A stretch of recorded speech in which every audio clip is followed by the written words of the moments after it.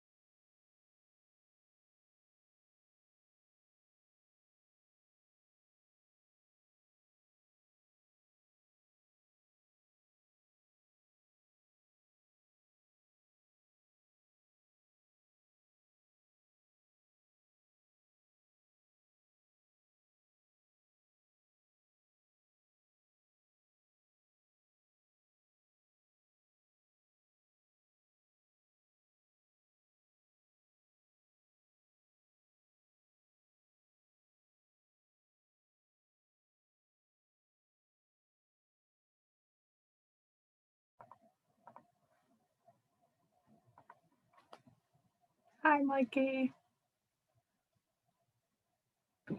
Yeah, I don't know. Everybody's on mute and everybody's camera's off. Oh, there we go. There we go. Hey. So we got a tournament. Is it this weekend? Next weekend. Next weekend. Okay. Because I told David wrong then. Next weekend. Okay. Don't scare me like that. No tournaments this weekend. Hi, Joel. Hi, Teresa. What are they doing with my money? Randy Oliver, what's he doing with all my money? I don't know. I don't even see his face on there.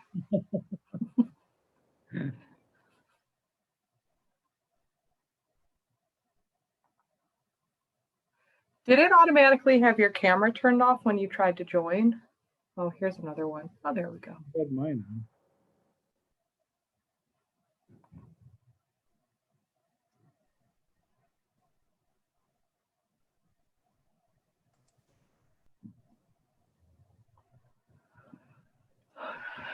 Mikey, how's everything going for you up north? Doing good. We had snow. So we got about 3 or 4 inches here in Rockford. Holly, what'd you get? Holly, I haven't muted yet. So. Well, it depends. I think we got about 3 up here at the building. We got 5.5 where I live, up on the ridge. Geez.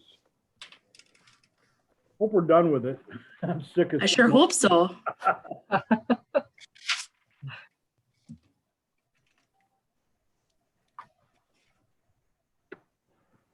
So we have 70 people signed up. We'll see if all 70 join. I know. I started getting nervous when I saw that. I was like, oh, man.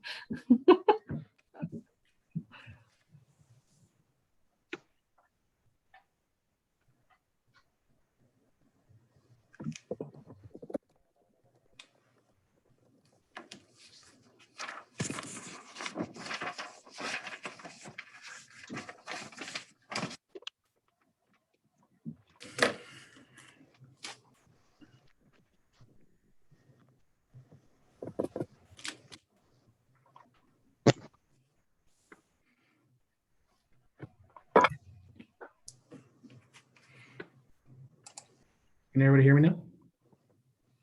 Yep, I can hear you. Hey, Rachel. How are you, Joel? I am hanging in there. That's always a plus. Still here. Yay! I couldn't get a fancy background like Ed, but you know, I didn't think about that till like 10 minutes ago. Welcome, Ed. Hurry up and Google something and toss it back there.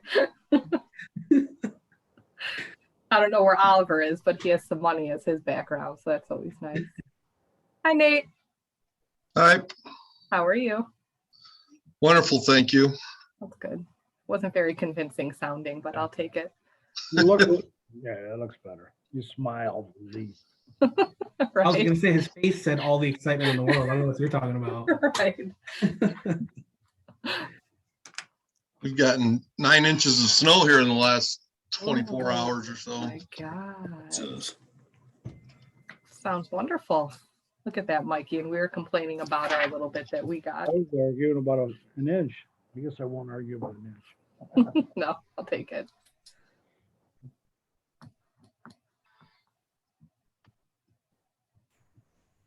Oh, hi, Amanda.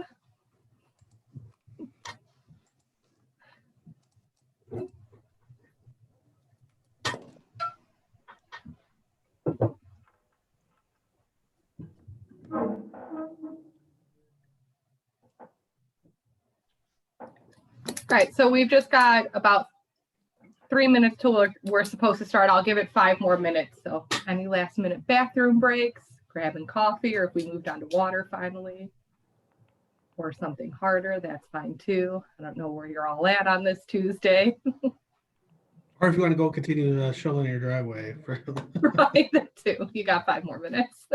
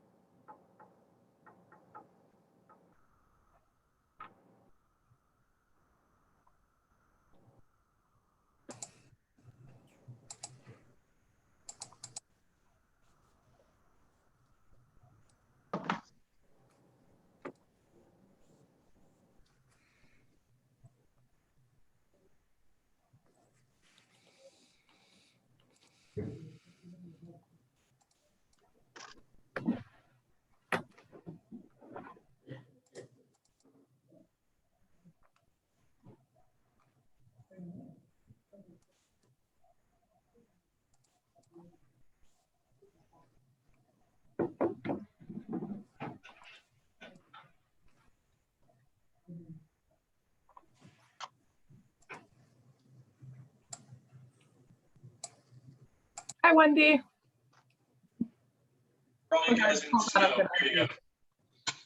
Ooh, perfect, Ed. I like it. You rub it in there, Ed.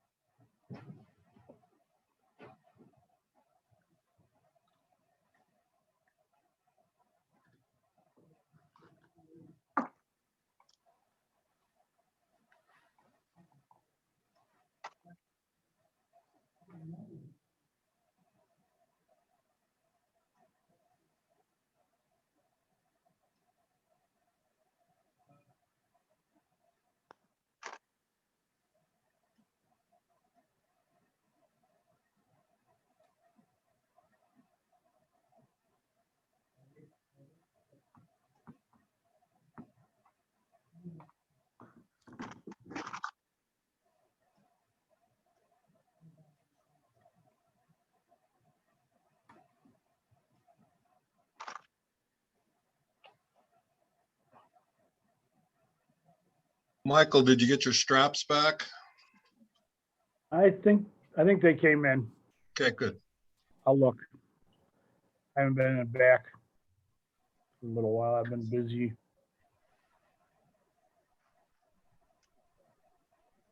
Hey, Paul, you got a Molson there, eh?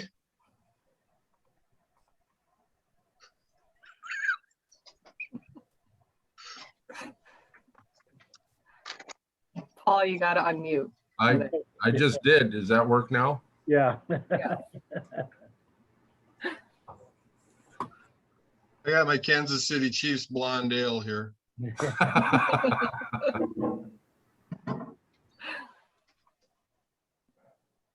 All right, I'm just going to give everyone a couple more minutes in case they're running a little bit late, and then we will get rolling. So in the first couple of minutes, if I seem distracted, I'm sorry. We might have a couple people late that I just have to allow into the meeting here. So we're at about 38 participants. That's good. Nice. Yeah. Good, good.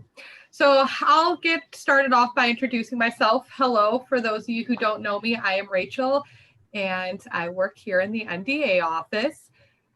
Just a little bit of background on our remote leagues. We came up with the idea right about 2 years ago, and we've been running them for about 1.5 years. Originally, when we started the remote tournaments, we did offer it for all manufacturers. We still do offer it for all of our NDA sponsored manufacturers. However, there just wasn't too much traction with the Radical Galco side of it, and Phoenix at the time, we only had one operator. So I think that as our Phoenix operators grow larger, we will see more participation in that area. But I'm also working with those 2 manufacturers to kind of drum up some new ideas to really get all of our players involved and make sure that everybody's getting the benefits and the rewards of this program. So we do host these the 4th tournament or the 4th Saturday of every single month. It does change if we have any holidays going on. Then we usually move it a week earlier. It's very rare that we would move it a week later, because then we would end up having 2 tournaments in the same month, which is never a good time. So we try to keep those just once a month. So it is a team event. For those of you who don't know, it's a doubles team, and it is $60 per team. We do pay back $50 of that entry fee. And the tournament is leveled based on what the entry stats are. So one of the questions that I saw come in is, do we take the highest known average? We just take whatever your average is for the particular time that we're looking at the stats, which we'll get into later of what our qualifying period is for that. As of right now, we were just adding $1,000 per bracket. However, our 5 8-team brackets quickly turned into 10 8-team brackets, which then quickly turned into 10 16-team brackets. So we wanted to make sure that we were still giving a good benefit to the players. So now if we run an 8-team bracket, we add $100 per bracket. And if we run a 16, that's a hard one to say fast, team bracket, we add $200. So does anybody have any questions on the general information? Again, we're just scratching the surface with this. So any questions about operator requirements, player requirements, and the gameplay, all that good stuff will come up later. All right. So the first thing we're going to really dive into here is what is required from you guys as operators or league coordinators. The most important thing that we have is all of your players that want to play in this tournament must be sanctioned. So if I have a player,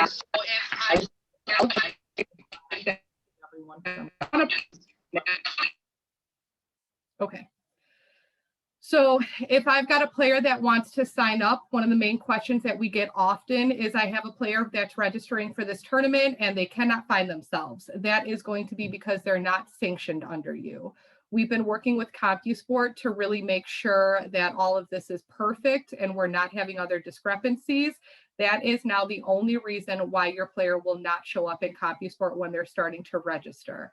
So even if they are playing with you, operator A, but operator B is in the same town and they also have qualifying leagues under them, whoever they want to sanction or they want to play with, they have to be sanctioned under, even if that's cross-sanctioned. So if you guys are looking for more details on that, we could always touch base on that afterwards, but that one's pretty straightforward. After you have your player sanctioned, you'll want to upload what is called a CSV file into your league leader account. I'll send you documentation after this call, as well as show you where to locate the instructions on all of these things after this call.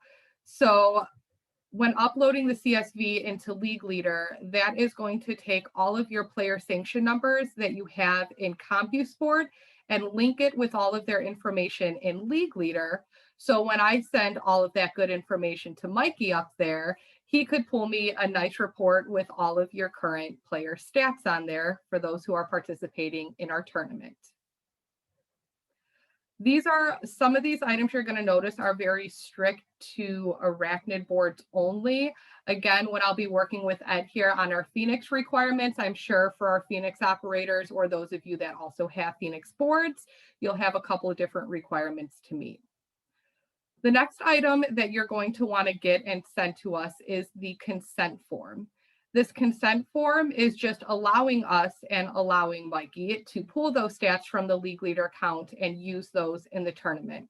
I'm going to share screen really quick for those of you who do have a League Leader account so you could see where to easily obtain this information. If you have already sent this to me once, I do not need this again, but for those of you who have not sent it, just want to make sure. I'm going to ask for a thumbs up. Can you guys all see the League Leader screen right now? Can I get a thumbs up? All right, cool. Thank you. Thank you. Sorry, sometimes Zoom likes to act funky.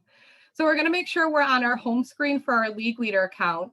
And up in this right-hand corner, we're going to see User Profile. We'll click User Profile, scroll down to the bottom, and your operator code in bold is right down here.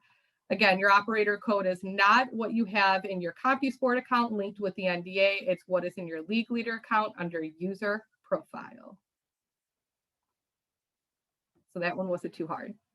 The next item that we're going to need from you guys, and this will also be obtained out of your League Leader account, is a list of share codes. I do need those monthly just in case any boards were moved around to different locations. It makes sure that I not only have the correct share code on file, but also when I'm getting a nice list, which I will show you shortly, I'm getting what their on-screen ID numbers are. So if I'm trying to perform an update on Thursday and something is not going through to your boards, I usually get with Mikey and we kind of get to the bottom of this. Having the on-screen ID number is very imperative for me to find out exactly what is going on with the board and why I cannot get connected to it. If when asking for the share codes, you're only sending me, say, your 5 share codes that go with that location, unfortunately, later I'm probably going to have to bug you to get what those on-screen ID numbers are. So it's easier just to send everything all in one shot. To obtain the list of share codes, we're going to share screen with you guys again here. So once again, we'll be in our League Leader account. This time we just want to click Master. And we're going to go under Reports and Generate. The report type is Remote Play Machine. After this, you're just going to click OK. It's going to prompt you with a new report that looks like this. So you will see that some locations do not have share codes. This could mean that it's somebody else's location that they're in a remote league with, or that you do not have the boards enabled to be shared at that location if they're G3 boards. If that is the case, you'll want to go into that individual location and ensure you're enabling the sharing. And if you get stuck, you could always call your representative at Arachnid and they will be more than happy to help you get that information and allow those to be shared. But if you see here, we'll have the on-screen ID numbers and then the share codes that we use so we could access your boards. All righty, sorry guys, I just got a couple people that have to be let in here. All righty, so does anybody have any questions regarding the operator requirements? That's all that there is for you guys as operators. Sure, go ahead, Jerry.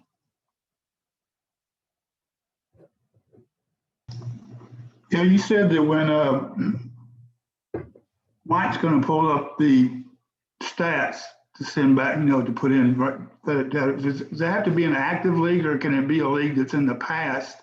So do I need to make all my previous leagues active for him to get all of them? No, you do not. By going directly through Arachnid, they have access so that they could pull that all. Mikey, did you want to chime in? I saw you up there. So if you want to chime in and shed some more light on that. I'm not very bright, Mike, so.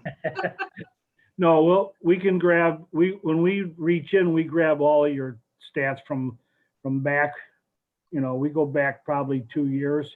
And we can Yeah. go back even farther if we need to, but we go back and grab about 2 years worth of stuff. And then we bring them forward. And we Okay. do that here. I appreciate that because I've only had my charter for 2 years, so Right. that's all you've got And anyway. that's usually, and if you had players farther back, they're not, so we try to keep them up to date as far as we can go back, is usually 2 years. So that's what we try to do. So, Okay, thank you, Mike. okay. Can I say one other thing, Rachel? Of course, go ahead. With about the share codes, where we have our most trouble, me and Rachel, on Friday mornings and Friday afternoons, is your service techs, guys. The share codes go with the motherboards. So when you change a motherboard out, you don't change the location, you don't change the board out, but they change a motherboard out, that changes the share codes. So that's where we run into trouble. And you got to change the share code when you change that motherboard out and you don't realize it. So that's where we run into trouble. Okay, everybody understand that? Any questions? Okay. Sorry, Rachel. It's all right. Thanks, Mikey. All righty. So now we're going to segue into what your player requirements are for this. When creating the remote tournaments, we know we put a lot on you guys for tournament signups as far as Team Dart and our regional tournaments. So we wanted to put a lot of this on the players, so it was more of a benefit and not more added work for you guys.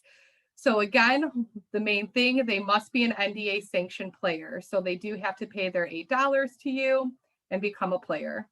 Both players have to shoot for the same operator. So even if there's an A and B in the same town, they have to have the qualifying games and stats under operator A, and then they have to go and shoot on operator A's equipment. They cannot decide the other bar because they like that one better or whatever the last minute change was. So those are the biggest ones that we get from players, is either last minute changing locations, thinking they could go somewhere else, or not shooting from the same operators. They also must have a minimum of 24 league games under an NDA operator. And right now the qualifying period for that is January 1st of 2020.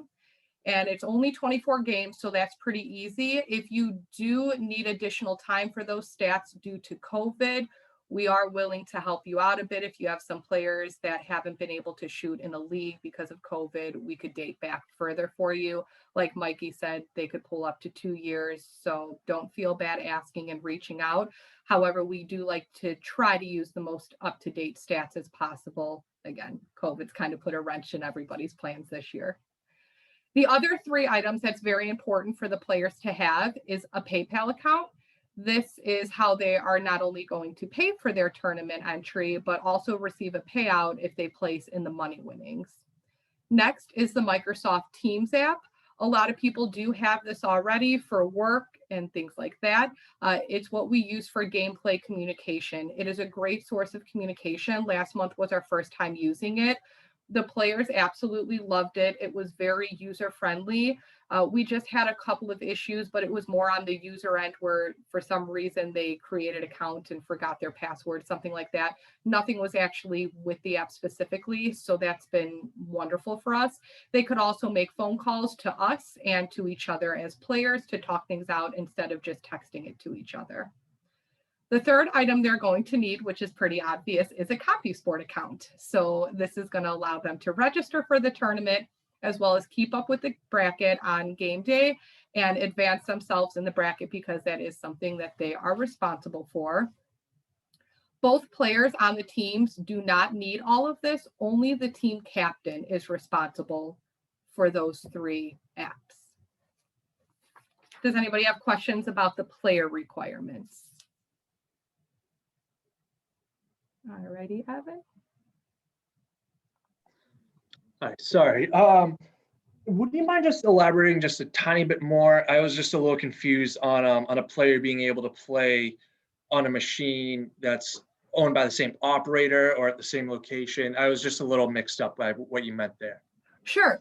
So if they are registering under, we're going to just use NDA and Arachnid. So if they register under the NDA and they want to shoot for me, but they like the bar better that Mikey has his equipment in, but they don't actually have any qualifying games under Mikey or anything else like that, they cannot just decide to go to that bar and shoot on Mikey's equipment. They have to be at my bar shooting on my equipment. It does not have to be the bar that they shoot league out of.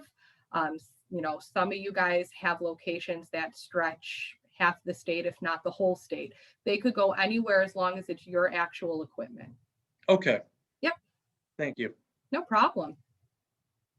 Anybody else have questions on the player requirement before we move forward? No? All righty.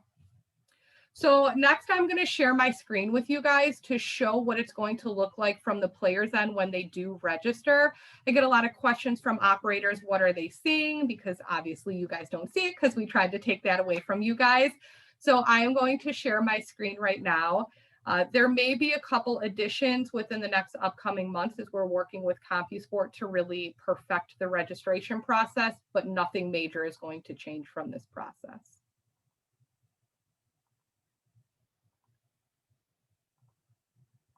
Alrighty, so can we all see the CompuSport home screen right now? Thumbs up, Nate, Mikey, I could see you guys. All right, perfect. Sorry, I can't see everybody on my screen when I share the screen here. So up here, it's pretty obvious, register for this tournament.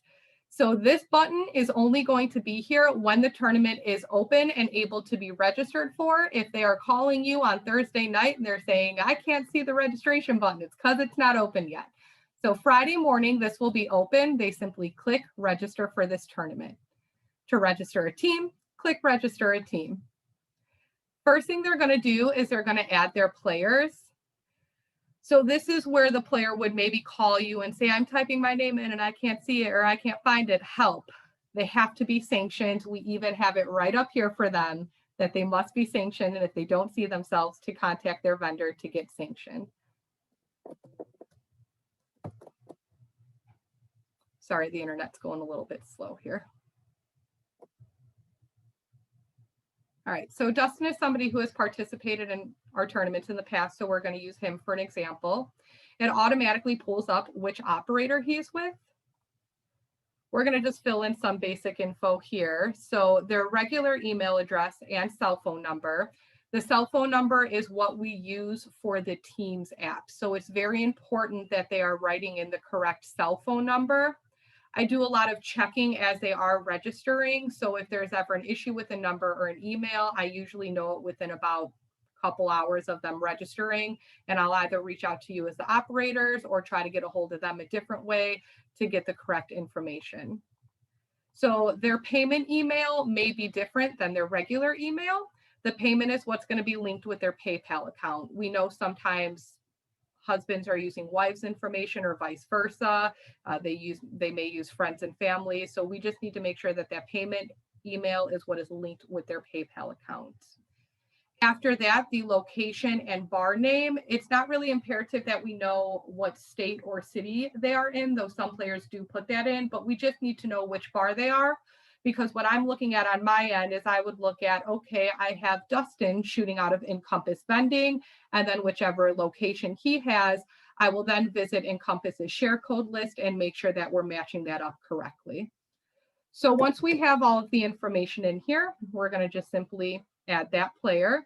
You're going to see a yellow C next to their name, which is indicating they are the captain. We need to add one more player since this is a team event.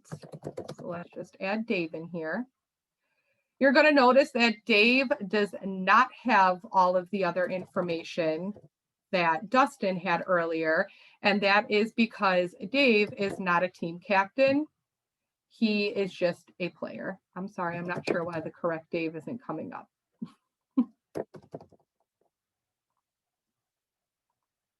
So you guys see there where it's going to give us the error and not allow you to register somebody who's not with that vendor.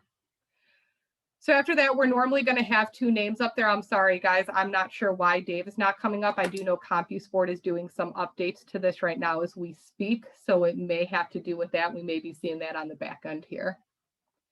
After they have the 2 names, they're going to want to select the division. Normally it will say click here along with what board type it is. So whether that's Arachnid or Radical or a Phoenix software system.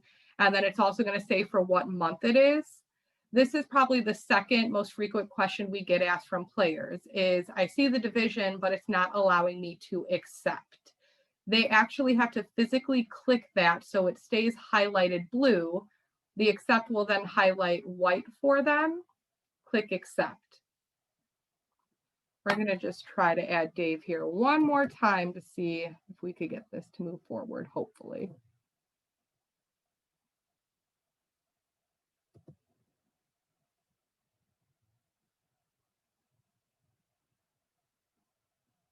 CompuSport is just not being my friend today.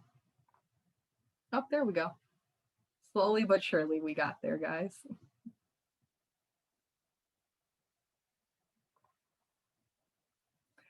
So it's going to give them their total. Once they have all the correct information filled out, we'll just go ahead and click continue. Gives them a little bit of recap. Their names are automatically generated. And then we will click continue. So on this screen now, this is a disclaimer for them, and we'll kind of go into our next topic of discussion, which is how to make your payment once you've signed up for the tournament. We used to send out invoices with these directions on how to pay. Unfortunately, not everybody was looking at the invoices or it would go into their junk mail. So all payments will just go directly to Chrissy at NDAdarts.com. So right here, if you guys want to type that out. We also have this posted on our website, and I also send this to players during registration so they kind of know what's going on if they haven't heard anything yet. As soon as they send the payment over to Chrissy, Chrissy does send emails to let them know the payment has been received and their registration has been received, and they are all set to go with the tournament.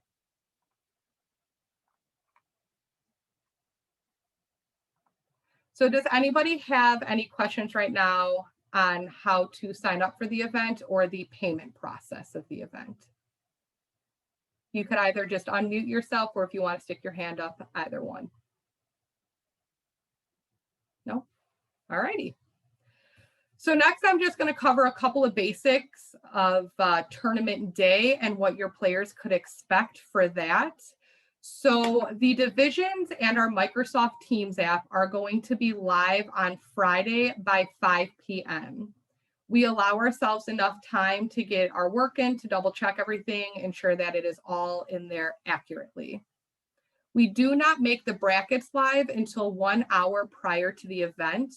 We do that just in case somebody does have a bye in their bracket. We still want them to come during the check-in time to check their locations to make sure everything is set up right. We don't want them seeing that bye, figuring they don't need to be there until 1:30 because they don't have a first match. So again, we don't make those public until 12 o'clock the day of the tournament. One other issue we seem to be running into a lot recently as well is their camera must be working on the board. So if you get a call from a player on a Saturday, or they call one of your service techs, or maybe let your service tech know we have a tournament going on that day in case they get a call to come out there. But recently a lot of cameras have been going out, and we do make them have a camera. So just stress that to your players, please, if you talk to them. Excuse me, do they need to have both cameras working? Yes. Okay, so both. I mean, if the target's not working, then what do they do? They have 15 minutes from that time to either go to a different location or go to a different board. They will then lose that game that they're on and are able to pick up at the next game. If they're not able to make it there, they're allowed another 15 minutes to find another location or another board. So overall, we're giving them 30 minutes to find a new location or a new board to shoot off of, which is why I asked for a full list of share codes so that I have all of your locations on file and could just plug it in right there, and I don't have to bother you on a Saturday. I have a question. Sure, go ahead, Juan. Sorry, Jerry, I'll come next to you. I don't know if I lost you, Juan. Oh, can you hear me still or not? Yep, now I can. You just cut out. Okay, all right. I had a location with 3 boards in it, but you only wanted 1 share code. So they didn't have the option to go to the other board if they were having troubles without, contacting me, getting that next share code in. So do you just want 1 share code if there's 3 boards in the bar, or do you want all 3 share codes? No, definitely all 3. Oh. And when you run that share code report, it should have all those locations enabled. And so then if you just send me that report that I just showed everyone right there, I will have all your locations for that month. So I wouldn't have to bug you for anything then. Okay, thanks. Yep. Yeah, no problem. All right, Jerry. When the camera is not on and not working and the team wants to continue to play, and my team, it's happened to my team 3 straight months that they've played somebody and the camera's not working. I told them to go ahead and play, and whatever happens, happens. So do you need to just stop the match right then and contact somebody? Yes, immediately pause the match. So for any foul calls that come up, or any discretion during the game, or any questions as a player, it's very important that right there they pause the match. Because this is remote play, I'm not able to just walk up to the board and make that ref call as I need. I also always call one of our master referees to get a second opinion to make sure that we're making the right call on any fouls or things like that.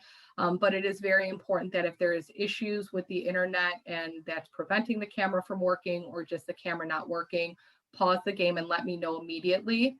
Because it's just not fair to, if you're throwing and it's the opponent's camera not working, we don't know what they're actually doing if we can't watch them while they're playing. Right, it's happened to one team 3 straight months. Yeah, let me know next month if it happens, and then, just pause right away and let me know, and I'll tell them they either need to get it fixed or check the internet at the bar. There's usually a cause of why that's happening. Can we make it a kind of a rule that when the winning team must key in the wins and losses and not the losing team? Because it's happened to us a couple of times where they key in, they won, then we have to go back and forth with y'all so you can go back and look at the camera. So the difference is because we're running it on Arachnid boards and then using CompuSport, those 2 systems don't talk to each other. So if there's ever issues with who won and it's just not marked correctly on the bracket, I could take care of it. But also CompuSport is going to look at making it so that you have to accept who is advancing and things like that. The first couple tournaments we tried that on, it wasn't working well. Both teams would accept what was entered in as who won and who lost, and it wasn't pushing it through on the bracket. So that is something that should be fixed this month. But yeah, Jerry, we could try that. And if we don't try that this month, we could definitely try it next month, and then we could reconnect and see how we like it. And one thing we found out this last time was, because I had 4 teams in there, and if you're the visitor team, you go in and punch it in. If you push your visitor team in first and then do the team that you're playing as the home team, it comes up quicker. Because if you try to put in the home team first and you're actually a visitor, that keeps coming up, they're planning to play somebody else. That's just a suggestion that we found out 4 matches last time that came up quicker. If the visiting team, make sure they put their team in first if they're visitors, and then go back and do the home team. I don't know if that's an issue with anybody else, but we found it to work a little faster by doing that if you're the visiting team. Okay. I'm not sure, Mikey, do you have any info on that? Hey, Rachel, I have a question. Oh, hold on, Jay. Sorry, I just wanted to ask Mikey if that was. Oh, I'm sorry. Go ahead. All right. Gary, I don't know. So if you go in as home or visitors, it shouldn't matter either way. So I don't know if it's just the internet going. I don't understand. So you go in as visitors, you put them in first, Yes, we did, and it seemed to work quicker. If we tried it the other way and we were playing somebody that was a home team and we tried to put them in first and then us as a visitor, it was always saying they were playing as somebody else. But That's the CompUSA sport though. But you should put yours in first. Correct. We did that and it worked faster that way, but if I was the visitor. Right, you always put yours in first. Right. Then you go, okay, yes, Thank you, Mike. okay. Awesome. Thanks, guys. Sorry about that, Jay. Oh, so, but that kind of leaves me wondering now, say I have a team that registers, pays and all that, and is ready to go. And they go out to one of my locations and say they're shooting out of one of my bars. I only have one board and it's down after they get going, the camera's not working. So they can't get to another bar within time and they end up having to drop out. So does the operator have to give them their money back, or do we give them their money back, or how do you do that? Because they're out at no fault of their own. So who absorbs that? Unfortunately, Jay, that is just kind of the risk of playing remote tournaments, especially if you're in an isolated area. We don't have any refunds after the remote registration has closed. So we do allow different players to alternate if a player gets sick or something like that. But with this being remote, we pay different fees for the PayPal and stuff like that. So that's why we're kind of strict. And again, with this being remote and it's not a face-to-face tournament, those are just kind of some of the issues that are going to come up during the remote tournaments. And that's why we ask them to get to a location an hour ahead of time so that it gives us an hour to work out any kinks or bumps that may happen. That's also why we don't just say, well, your camera's not working, you're forfeited from this match completely. We allow a half hour. And the reason we could only push it a half hour is because our matches usually last about a half hour to 45 minutes. So we need to keep moving on with what's for the betterment of the rest of the players in that bracket. But it's, you know, we always stress to the players to let your operators know that you're going out there. We also send you guys emails if you have anybody playing. So if you want to do any checkup at that location beforehand, just to ensure that everything is working correctly, you can. But unfortunately, if internet were to go down or something just completely stopped working, it's really not anybody's fault. It's just kind of technology and playing remote tournaments. Okay, you did mention one thing there though, that if we have one person is sick, yep, we can sub someone in as long as they're NDA approved and all that. Yes, and as long as the person they're replacing, their average is equal to or less than. And we usually ask for it to be within 24 hours before the event, unless it is an absolute emergency, but equal to or less than those player stats of the person replacing. So if they get there an hour ahead of time and they can go ahead and log in and they can, that will stay, they'll just stay logged in until it's ready, regular time to start, or do they log back out and then go back in later? So that is something that I will get to. Okay. Well, I mean, I guess I could just go into that now. So where they're going to want to go for tournament day when they're playing. So for checking in, and that's kind of what I was going to go into next for you there, Jay, is when they're checking in an hour before their match, which is between 12 and 12:30 Central Time. They have to go into the board. One of the requirements is they say rules and boards are ready. So they're acknowledging that they've looked over the rules, whether they've done that or not, acknowledging the fact that they're supposed to do that. And by them saying the boards are ready, it's just simply them going into the remote league play. Again, remote league play. It will not be in tournament mode or anything else. They'll go into remote league play, scroll down to the Q diddle, see that they have that. Also scroll down to their level, which is whatever month it is. So this month will be Q March, and just make sure that those two items are on their boards.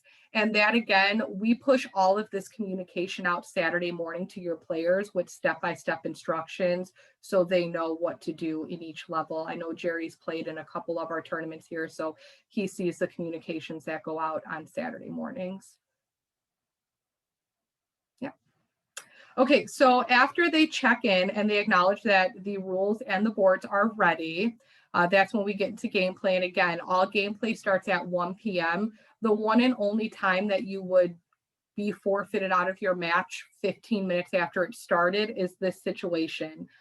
That's why it's very important, and I can't stress enough that your players check in during the correct amount of time. If Ann or I get a player that says, hey, none of this is on our boards, what are we doing? And it's 12:45 and we go through our check-in log and we see that they have not checked in, we may be in the middle of performing an update to all of the boards or generating files on League Leader. With the amount of locations that we have on there, it does take us about 10 minutes to generate a file on our end and get that information to your guys' boards. So if they are not checking in until 12:45 or 10 to 1, we will do everything we can to ensure that the games are on the boards at that time. But again, we cannot guarantee it because they did not check in at the allowed time. Gameplay for that match has to start at 1:15. If it does not start, we do forfeit that first match and we move forward. So we're very, very strict on that. Unfortunately, we tried to be lenient before and it just did not work well. So I'm just going to go through one more little quick thing and then I will open it up for questions again. We went over where you're going to go into remote leagues to find the Q diddle. Once you get into the Q diddle, it's not going to be like a regular diddle at your tournaments. We do one round of count up with 3 darts. Only one player on the team is going to throw. You as the team could pick whomever you would like that player to be on the team. And it is going to be a split bowl for that game of count up. The winner of count up will start the first game of that match. All right, so I'm going to open back up for any questions here. That's kind of the basics of tournament day and what to expect. Hi, Rachel. Hi, how you doing?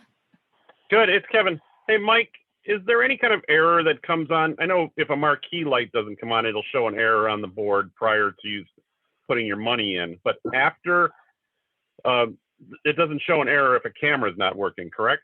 Right. That's why I'm going to suggest that your players, while they're testing their boards, they're practicing. Just all they got to do is play one player, play 301, just one game of 301 in that hour.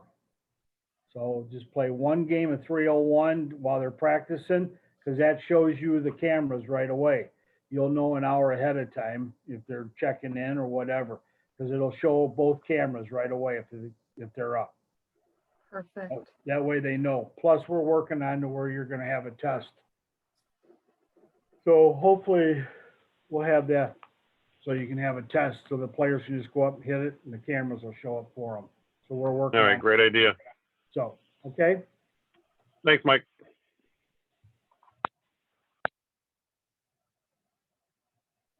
Hey, Rich, we got a question on the diddle for the start of a match. What if there's a tie? Is it going to be reverse order, different player? Is it? Yep, it's exactly that. So if there is a tie, it's going to be reverse play or reverse order and then different players. Gotcha. Okay. Yep. Thank you.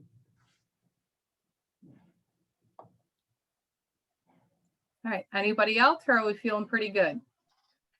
I've noticed sometimes when I send in the share codes through that deal, some of the share codes come in like in a scientific type format, like it has gibberish in it or whatever. And so the share codes don't come across the way they're supposed to.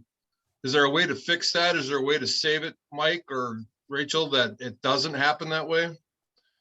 It'll come in like in a scientific E+5F bunch of crap after that. And I know it's not a share code, but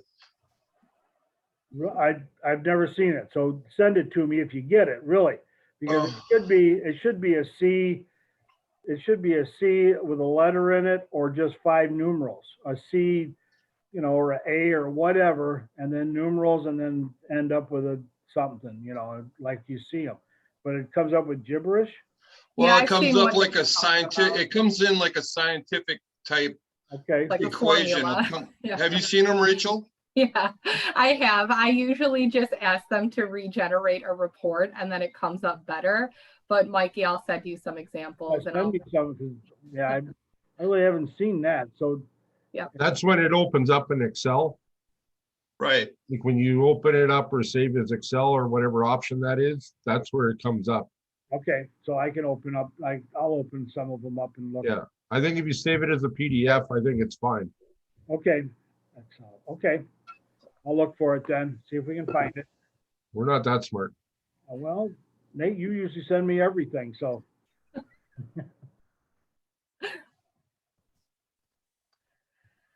Alrighty, so next we are going to move into something that's very simple. It's just our payout process, so you guys are aware of how that works. We do ask that anybody who places in the money sends us a picture, not only so we have a nice picture to publish on our Facebook to send to you guys and put up on our website, but also so that we could verify that those two players are the players that have been shooting throughout the whole match.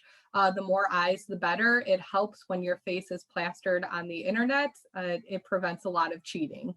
So we do like having that, and we do request those from all of the players.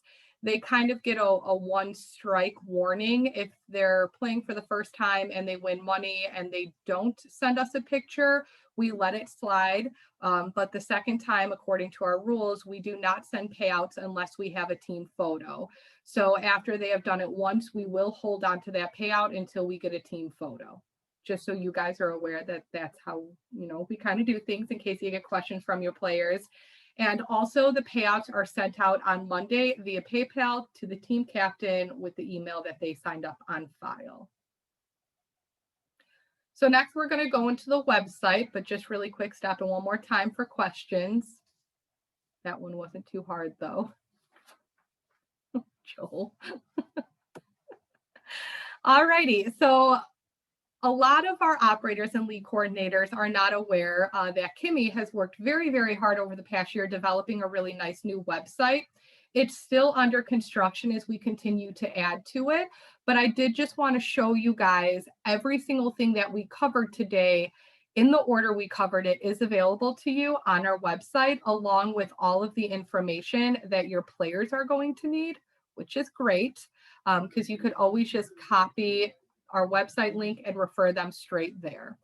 So this is going to be the website that you see on the home page. We do have a new operator login for you guys as operators. You could order your pins and your foul lines through there now as well. If you needed help logging in, you could always reach out to Kimmy.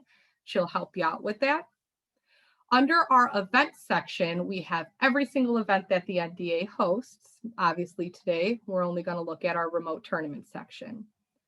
So you're going to see it goes in order from the general information, player requirements, day of, all that good stuff.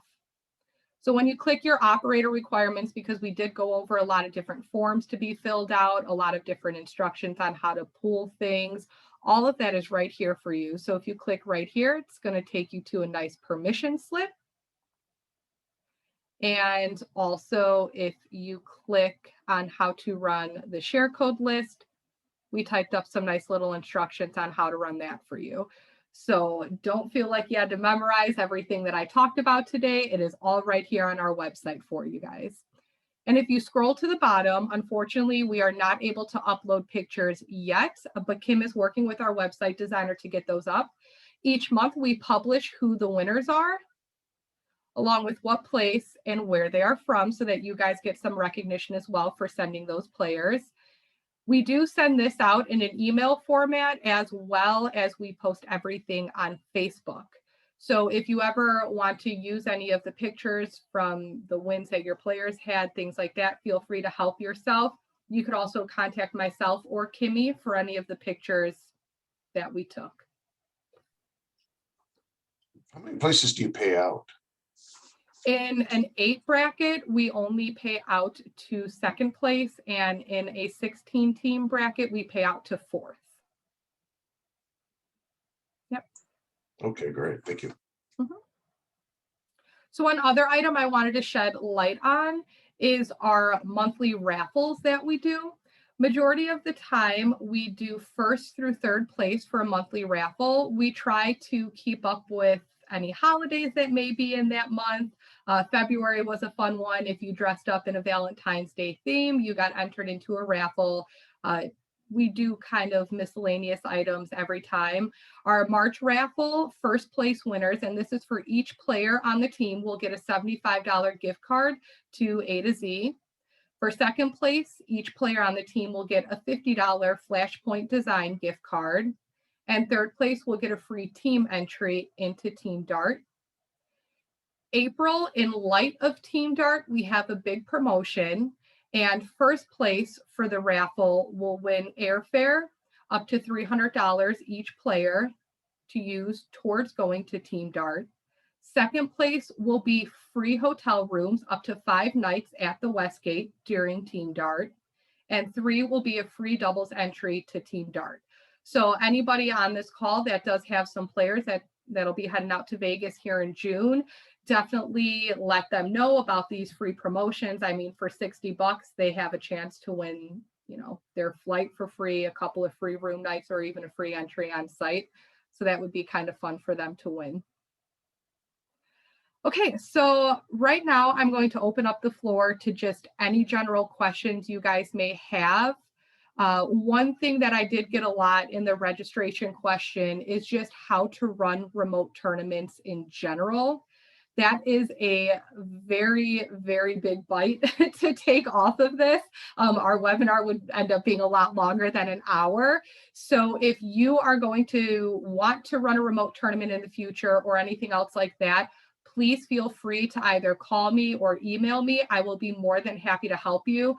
I've helped a lot of operators over the past year since we switched over with COVID and everything, run remote tournaments. I will do everything up to making a nice little, you know, instructional sheet with print screens on there for you. But every tournament that you run is just so different. The way I run my NDA tournaments may not work at all for what you are trying to do for your tournament. So please feel free to reach out, and I'd be more than happy to help you throughout the way with running those.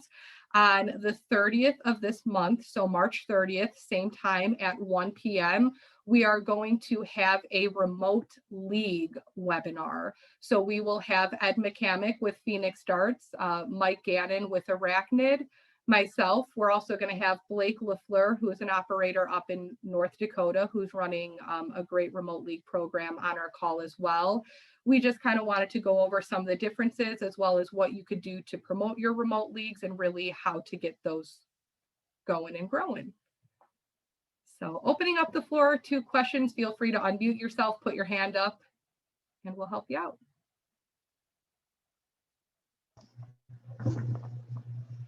Back over to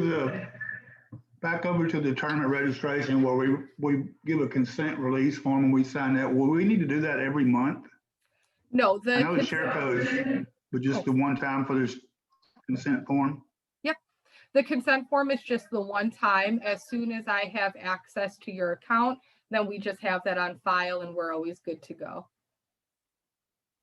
But we do need to do the share codes every month. For you, I know you're mainly shooting out of one bar, and I work with you a lot, so I'm not too worried for yours. But on a larger scale, like I said, I've got, you know, some of you guys do span half of a state or a whole state. You know, Nate has a lot of players in his dart leagues in a lot of different locations, so it helps just to have that full list on file just in case we need anything. Okay, thank you. Yeah, no problem, Jerry. I don't know how this works. I unmuted, so does that, Yep, I hear you. you don't know until I talk? Is that the deal? Yes. Okay. So, go ahead. Well, two things.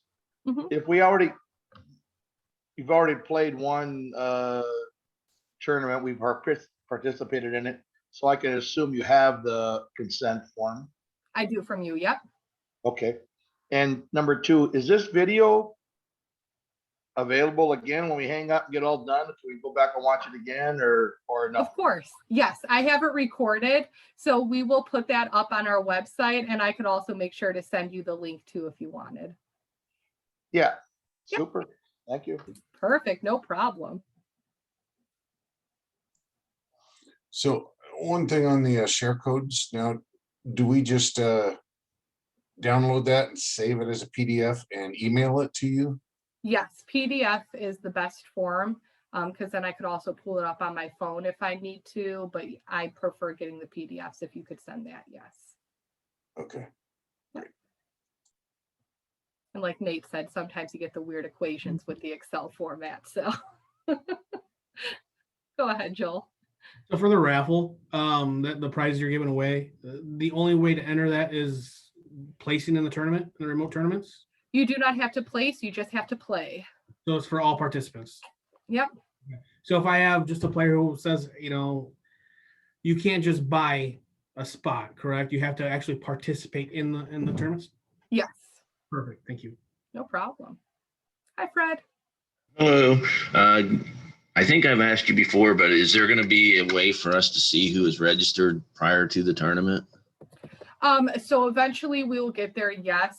That's just another thing that CompuSport is developing. So right now, what I do usually Wednesday in the afternoon, I started in the morning, but then going into the afternoon, I send each individual operator and league coordinator a list of the players that signed up along with which location they're going to be shooting out of for that tournament. Okay. Yep. I'm sorry if you already addressed this. If and when one of the cameras goes out on the unit, how is the player or operator notified of that? So the player does have to call the operator. We usually ask them to call you guys and let you know in case you do need to get a service tech out there. But I'm sorry, how would they become aware? Like, does the game, is there something on the game that tells them to pause to play and etc.? So I don't believe that anything pops up to pause to play, but in our rules, in which they're supposed to read beforehand, it does say if I'm shooting against you, Evan, and I see your camera go out, I just need to pause my game immediately and let the tournament admin know that the camera isn't working. You'll start to see too, a lot of players kind of catch on to the flow of how the communication app works. So somebody else may have said, hey, Mikey, your camera's not working. Please fix it before playing. That makes me aware that, hey, Mike and Evan are having an issue with their cameras. And then I'll usually chime in, let me know when the cameras are good to go. Please keep the game paused. When it comes to the GroupMe, we are constantly monitoring it, so nothing really slips through the cracks. So as soon as we see somebody letting another player know their camera's not working, we kind of step in and take charge right there. Thank you. Yeah, no problem.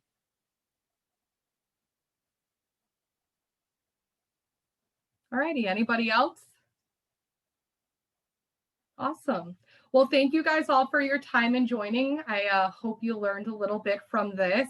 Of course, if you guys have any questions or your players need anything, just give them our number. You guys could reach out. We hope to see you at the end of the month for our remote leagues. If not, you guys have a good one. Thank you very much. Thank you. Rachel.